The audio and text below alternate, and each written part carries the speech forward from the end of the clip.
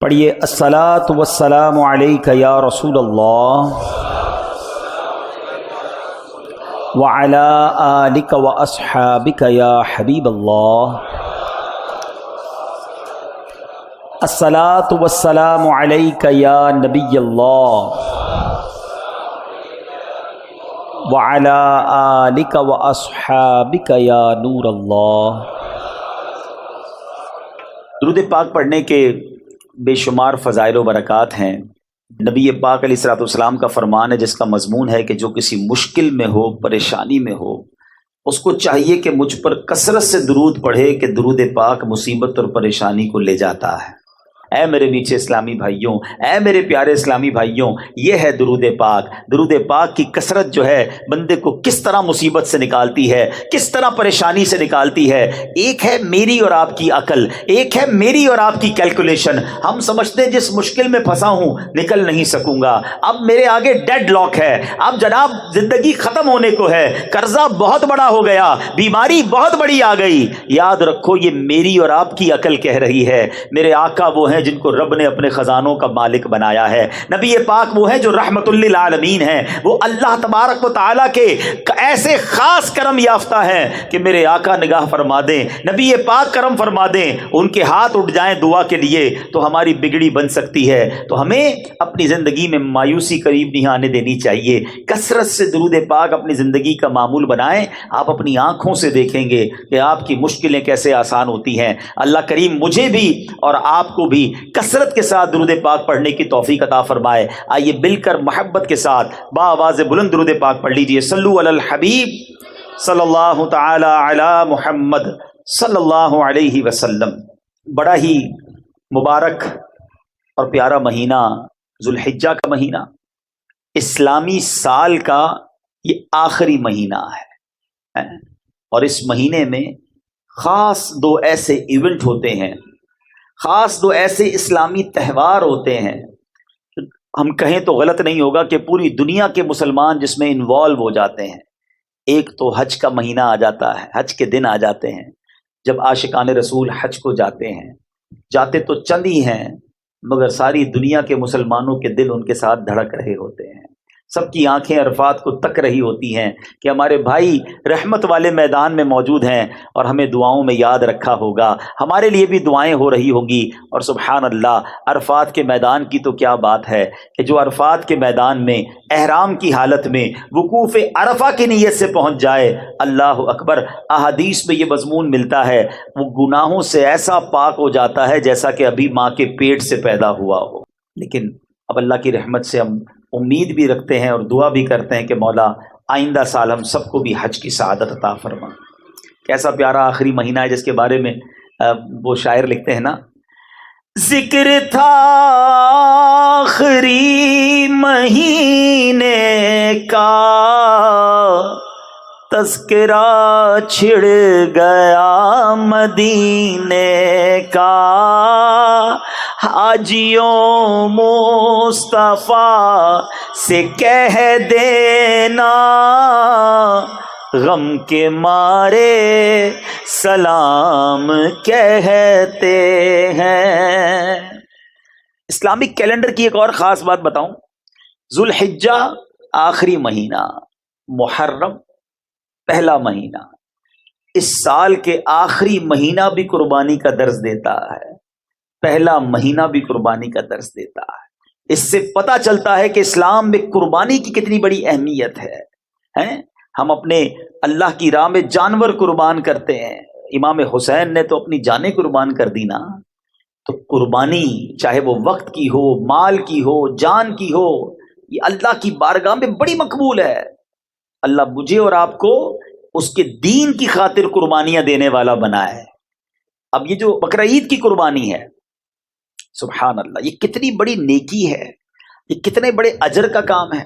اس کو فارمیلٹی سمجھ کے نہ کیا کریں، ارے کیا کریں بھائی، بقرہ عید آ گئی کرنی پڑے گی قربانی، سال پورا ہو گیا پیسے نکالنے ہی پڑیں گے۔ نہیں، یہ بہت بڑی سعادت ہے، نصیب والوں کو ملتی ہے۔ اور اس کا اجر کیا ہے، میں آپ کو ایک واقعہ سناتا ہوں۔ حضرت سیدنا احمد بن اسحاق علیہ رحمت اللہ الرزاق فرماتے کہ میرا بھائی باوجود غربت کے رضا الہی کی نیت سے ہر سال بقرعید میں قربانی کیا کرتا تھا۔ اس کے انتقال کے بعد میں نے اس خواب میں دیکھا کہ قیامت برپا ہو گئی ہے اور لوگ اپنی اپنی قبروں سے نکل آئے۔ یکایک میرا مرحوم بھائی ایک بڑے خوبصورت چت کبرے گھوڑے پر سوار ہو کر آیا اور اس کے ساتھ اور بھی بہت سارے گھوڑے تھے۔ میں نے پوچھا یا اخی ما فعل اللہ تعالی بکا، میرے بھائی مرنے کے بعد تمہارے ساتھ اللہ تعالیٰ نے کیا معاملہ فرمایا؟ وہ شخص کیا کہتا ہے؟ اس کا بھائی کہتا ہے اللہ پاک نے مجھے بخش دیا۔ میں نے پوچھا کس عمل سے تیری بخشش ہو گئی؟ تو وہ کہتا ہے کہ ایک دن غریب ایک بڑھیا آئی تھی، میں نے اس کو بنیت ثواب 1 درہم دیا تھا، وہی درہم میرے کام آ گیا، میری بخشش کا ذریعہ بن گیا۔ میں نے پوچھا بھائی یہ گھوڑے اتنے سارے تیرے پاس کیوں ہیں؟ وہ کہتا ہے یہ سب میری بقرعید کی قربانیاں ہیں، اور جس گھوڑے پر میں سوار ہوں نا یہ میری سب سے پہلی بقرعید کی قربانی تھی۔ میں نے پوچھا اب عزم کدھر کا ہے، جانا کدھر ہے؟ کہتے جنت میں جا رہا ہوں۔ سبحان اللہ۔ اور اس کے بعد وہ میری نظروں سے اوجھل ہو گیا۔ تو انشاءاللہ میرے میٹھے اسلامی بھائیوں، جو رقم جو اللہ کی راہ میں خرچ اللہ کی رضا کے لیے کیا ہوگا نا وہ بڑا کام آئے گا، وہ نامہ اعمال پہ بڑا وزندار ہوگا، مگر شرط یہ ہے کہ وہ عمل اللہ کی رضا کے لیے کیا ہو، لوگوں کو دکھانے کے لیے نہیں، اپنی واہ کے لیے نہیں، اللہ کی رضا کے لیے اگر خرچ کرتا ہے کوئی یا کوئی بھی نیکی کرتا ہے وہ بڑی مقبول ہے۔ اور دوسری بات اس واقعے سے سیکھنے کو کیا ملی کہ انشاءاللہ یہ جو قربانیاں ہیں نا یہ اللہ نے چاہا تو جنت میں جانے کی سواری بن جائے گی۔ اور آئیے میں آپ کو حدیث سناتا ہوں، یہ جو قربانی کرنے والے ہیں سنو کتنا مبارک کام ہے۔ اللہ کے حبیب علیہ الصلوۃ والسلام فرماتے ہیں قربانی کرنے والے کو قربانی کے جانور کے ہر بال کے بدلے میں 1 نیکی ملتی ہے۔ کبھی سوچا کتنے بال ہوتے ہیں بکرے پر، گائے پر؟ ہر بال کے بدلے 1 نیکی ملتی ہے۔ نبی پاک علیہ الصلوۃ والسلام نے فرمایا جس نے خوش دلی سے طلب ثواب کے لیے طالب ثواب ہو کر قربانی کی تو وہ آتش جہنم سے حجاب یعنی روک ہو جائے گی۔ یعنی اللہ کی رضا کے لیے ہو 2 شرطیں اس حدیث میں، ایک تو خوش دلی، انجوائے کے ساتھ، اللہ تیری مہربانی تو نے پھر موقع دیا، تیری راہ میں خرچ کرنے کا پھر موقع دیا، برڈن فیل نہ کیا کرو۔ کچھ لوگوں کی بڑی عجیب عادت ہوتی ہے، عبادت بھی کرتے ہیں اور بوجھ کے ساتھ کرتے ہیں۔ کیا کریں یار اب رمضان آ گئی تراویح پڑھنی پڑے گی۔ ارے اس کو تم بوجھ سمجھ رہے ہو؟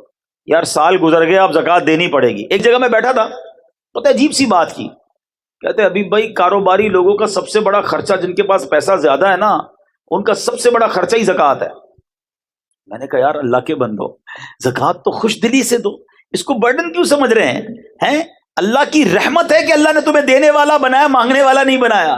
تو کبھی بھی کسی عبادت میں بوجھ فیل نہ کریں، انجوائے کریں، خوش دلی کے ساتھ کریں۔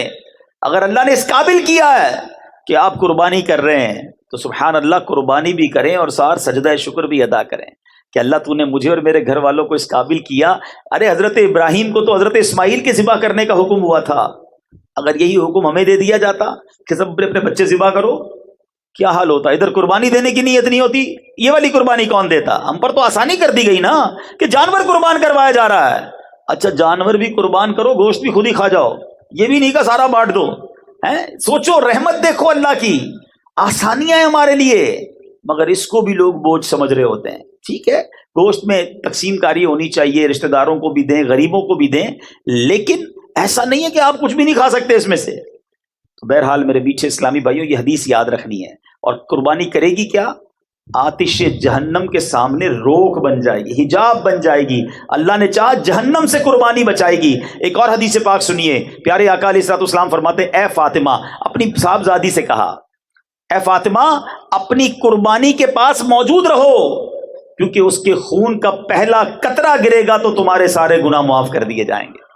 ہائے ہائے ہائے کتنی بڑی نعمت ہے۔ چوتھی حدیث، اللہ کے حبیب فرماتے جس شخص میں قربانی کرنے کی وسعت ہو پھر بھی وہ قربانی نہ کرے تو وہ ہماری عیدگاہ کے قریب نہ آئے۔ ہاں اس کو نبی پاک نے اپنے آپ سے دور فرما دیا۔ وہ لوگ جو قربانی اس میں سستی کرتے ہیں، اچھا پھر پورے گھر کا ایک بکرا کر لیں گے، گھر میں افراد بہت سارے، ایک جانور سب کی طرف سے، حساب نہیں کرتے کہ حصے کتنے بن رہے ہیں، حصے پورے ہو رہے ہیں کہ نہیں ہو رہے، کیونکہ بعض صورتوں میں اگر آپ کی کیلکولیشن درست نہیں ہے، یا آپ نے ایک ہی جانور، مثال کے طور پہ ایک بکرے میں سارے گھر والوں کی قربانی شامل کر دی، کسی کی بھی قربانی نہیں ہوگی۔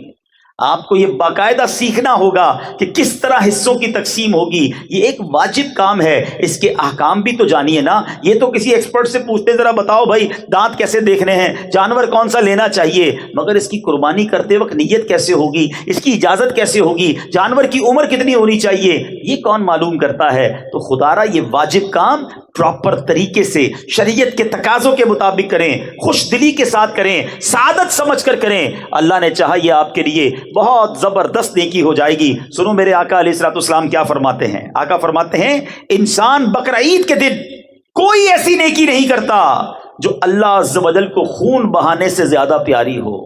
یہ قربانی قیامت میں اپنے سینگوں، بالوں اور کھروں کے ساتھ آئے گی، اور قربانی کا خون زمین پر گرنے سے پہلے اللہ کے ہاں قبول ہو جاتا ہے، لہذا خوش دلی سے قربانی کرو۔ سبحان اللہ۔ محقق علی الاطلاق خاتم المحدثین حضرت شیخ عبدالحق محدث دہلوی فرماتے ہیں قربانی اپنے کرنے والوں کے نیکیوں کے پلے میں رکھی جائے گی، جس سے نیکیوں کا پلڑا بھاری ہوگا۔ حضرت سیدنا ملا علی قاری رحمۃ اللہ تعالی علیہ فرماتے ہیں پھر اس کے لیے سواری بنے گی جس کے ذریعے یہ شخص بآسانی پل صراط سے گزرے گا۔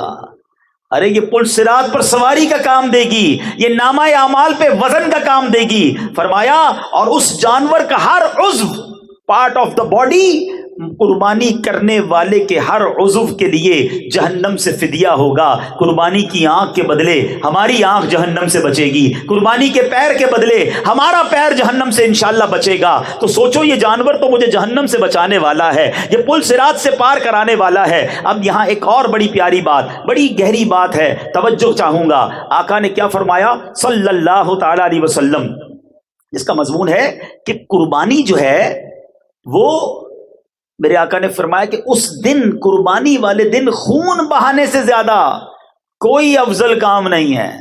اب آج کل کچھ لوگوں کو پتہ نہیں کیا ہو گیا ہے، کہتے ہیں یار اتنی ساری قربانی کرنے سے بہتر ہے کسی غریب کی شادی کرا دو، کسی غریب کی مدد کر دو۔ ارے بھائی ہم یہ سارے کام، چاہے کسی کی مدد کریں، کسی کا علاج کروائیں، کس لیے کرتے ہیں؟ اللہ کی رضا کے لیے نا، ثواب کے لیے۔ ثواب کے بارے میں زیادہ جانتا ہوں، آپ زیادہ جانتے ہیں کہ نبی پاک علیہ الصلوۃ والسلام جانتے ہیں۔ آقا فرما رہے ہیں اس دن، قربانی کے دن، اس سے زیادہ کوئی اچھا کام نہیں ہے اللہ کے نزدیک کہ اس کی راہ میں خون بہایا جائے، قربانی کی جائے۔ تو جب نبی پاک فرما رہے کہ قربانی کرنا اس دن سب سے افضل ہے، تو ہم نے قربانی ہی کرنی ہے، وہ سب سے افضل ہے۔ ٹھیک ہے قربانی کا جانور قربان کریں، غریبوں کا علاج بھی کرائیں، کس نے منع کیا ہے؟ مگر ایک نیکی کے کام کو، ایک واجب کام کو بند کر کے یہ نہ جانے کیوں یہ چیزیں یاد آتی ہیں۔ ایسے کچھ لوگ ہیں جن کو ایسے موقعوں پر ہی چیزیں یاد آتی ہیں۔ ارے یار حج پر بہت سارے لوگ جاتے ہیں، بڑا خرچہ ہو جاتا ہے، یہ خرچہ بچا کر دوسرا کام کرنا چاہیے، ربیع الاول کی لائٹنگ نہیں کرنی چاہیے، یہ والا کام کرنا چاہیے۔ اپنی بچی کی شادی پر کروڑ روپے کا فنکشن کرتے ہوئے یاد نہیں آتا کہ غریب کی شادی کرا دینی چاہیے۔ تو بہرحال جو نیکی کا کام ہے وہ ضرور کرنا چاہیے، اور ساتھ ساتھ غریبوں کی مدد بھی دل جان سے کرنی چاہیے۔ تو بہرحال میرے بیچ اسلامی بھائیوں، یہاں یہ بات کلیریفائی ہو گئی کہ یہ پل صراط کے لیے سواری بنے گی۔ اچھا اس میں بھی ایک بات سمجھ لو، اب جانور تگڑا ہوگا، جاندار ہوگا تو سواری بھی اچھی ملے گی نا۔ تو اچھا جانور خرچ کیا کرو، اللہ نے دیا ہے تو بہترین جانور لینا چاہیے۔ اللہ کی بارگاہ میں دل دیکھا جاتا ہے۔ ہاں نیت یہ ہو کہ ذرا پتہ چلے میمن سوسائٹی میں ہمارا جانور کتنا بڑا آیا ہے، صاحب جی کتنے پیسے والے ہیں، اگر یہ نیت ہے تو پھر تو ثواب بھی نہیں ملے گا۔ اللہ کی رضا کے لیے بہترین منڈی کا جانور لیں۔ بلکہ میں تو ایک اور مشورہ دیتا ہوں، اپنے گھر میں جو بھی بہترین جانور لو نا، اگر 2-3 لیتے ہیں تو سب سے بہترین جانور نبی پاک کے نام پر قربان کر دیں۔ کیا پیش کریں جانا، کیا چیز ہماری ہے، آقا یہ دل بھی تمہارا ہے، یہ جان بھی تمہاری ہے۔ دیکھو ہمارے آقا نے ہمارے نام پر جانور قربان کیا تھا، یاد ہے؟ ہاں حجۃ الوداع کے موقع پر نبی پاک نے امت کے نام پر قربانی کی۔ تو اے امتیوں، تمہیں بھی نبی پاک کو یاد رکھنا ہے، جو نہ بھولا ہم غریبوں کو رضا، یاد اس کی اپنی عادت کیجئے۔ نبی پاک کو ہماری قربانی کی حاجت نہیں، ہم کو گوشت تھوڑی پہنچے گا، یہ محبت کا اظہار ہے، گوشت تو پھر بھی ہمارے پاس ہی رہ جانا ہے۔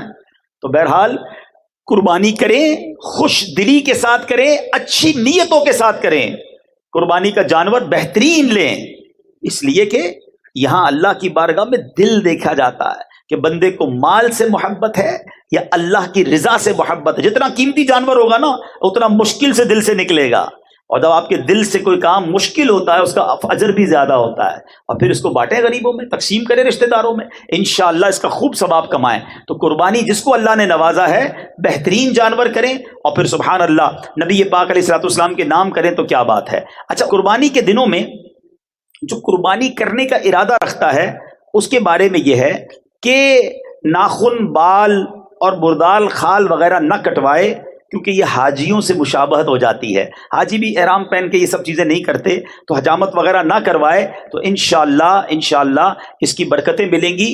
اور جو قربانی نہیں کرتا وہ بھی غریب ہے بیچارہ، نہیں کر پاتا، تو علماء کہتے ہیں اگر وہ بھی یہ اعمال ان دنوں میں کر لے، ذوالحجہ کے 10 دنوں میں، تو انشاءاللہ اس کو قربانی کا ثواب بھی مل جائے گا. تو یہ کام کرنا چاہیے.